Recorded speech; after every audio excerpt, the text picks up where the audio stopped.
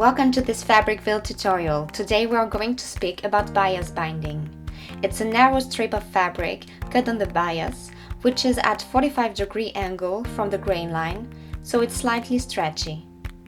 You can easily find pre-folded bias binding in stores.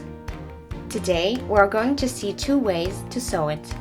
The first, visible bias binding. The bias binding will cover the raw edge of the fabric. After having measured the length of the edge that will be under the bias binding, I pin the bias tape flat to the fabric, right sides together, and I stitch along the fold line. Then I fold over the bias binding so that it covers the edge. Now I have two options. I can top stitch the bias binding on the right side and the stitch will be visible, or I can hand sew on the wrong side of the fabric if I don't want to see the stitch. The second way is interior bias binding.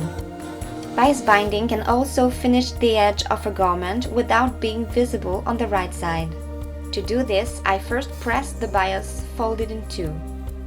I pin it right sides together, aligning the edges,